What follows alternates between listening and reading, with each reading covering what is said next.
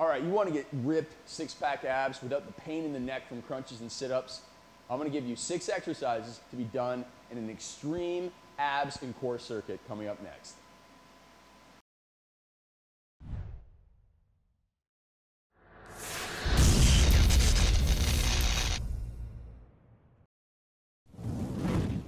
Hey, this is Craig Ballantyne, creator of Turbulence Training, and here with certified turbulence trainer Brian Calicay, who's going to demonstrate 6 exercises that you can do at home to get amazing abs. Now, there's also a bit of trickery involved here because there's 3 exercises that I insist on you doing for your abdominals, but also to protect your torso and do what's called core training. It'll help you reduce your risk of low back injury. So I'm going to insert them into a really cool 6 exercise circuit so that you do what I say and you get great results from the 3 exercises that you love to do. Total, 6 exercises, lots of fun. We're going to start with a TRX Fallout. We're actually going to show you a couple exercises you can do here. Now, if you don't have the TRX, you can do a stability ball jackknife in place. But the Fallout standing is an excellent exercise for your abdominals. You go through an eccentric lengthening phase here of your abs, stretching them, and then you contract your abs really hard to come back in. TRX or jungle gym straps, these are great for this exercise. And if you don't have them, but you do have a stability ball, you can do stability ball jackknives. They're not the same exercise, actually quite different, but that's our alternative. I also want to show the tricep extension. So when you do the tricep extension with the TRX, your abdominals are going to be working very hard as well. And you can modify this to make your abs work even harder by having your elbows out a little bit further, and really it's just how far can you extend your body. Do it safely, but stretch those abs. That's our first exercise. That's the fun one. Now here's one that I insist you do, side plank. As I've mentioned in some of my other videos, you need to be able to do a side plank for 60 seconds in order to dramatically reduce your risk of injury. If you can get up to 90 seconds, it'll be even better for your low back. Now, Brian showed us the side plank with leg raise. That's a little bit harder version.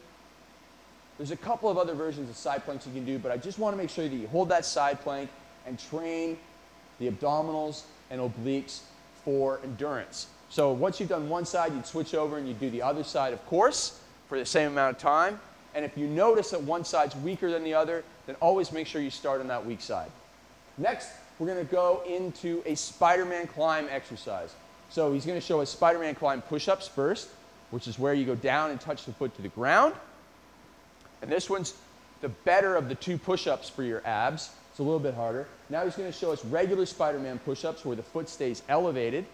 This one's harder on your upper body for pushing. And then if you can't do either of those, you can do a Spiderman climb, which is like a mountain climber, but you're going to put your foot just up outside of your hand. Abs braced so that you're working your abs in a plank-like motion. Speaking of the plank, that's our next exercise. So a regular plank, you need to be able to do this for 2 minutes straight. Not in this circuit because you're going to be fatigued from the other exercises, but on a fresh day, research shows that if you can do a plank for 2 minutes straight, you're going to have a much lower risk of injury than someone who can only do it for 60 seconds. All right? Remember that as your goal. You want to build up to that. Now, you can also do a rocking plank or a body saw. Some people call it rocking plank. Some people call it body saw. Body saw, another way to do it is when you're on the wooden floor with your feet on a towel and you slide back and forth a bit more. And you can make it harder by putting your feet into the straps of the TRX too. Next, rollouts. I love the power wheel for rollouts. This is, in fact, is my favorite ab exercise, even more so than our TRX Fallouts. Again, you're stretching the abs, you're going to get them sore from that stretch, and you're contracting them hard to come back up.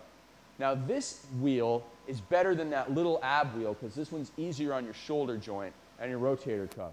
But you can also use a stability ball for this movement.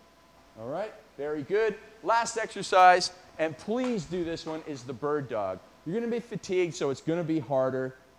But this one is just for the small little muscles in your lower back. And you want your body to come out in a straight line and just hold it flat like a table. That's the goal here. So we can hold it for 20 seconds, or we can do 15 repetitions per side.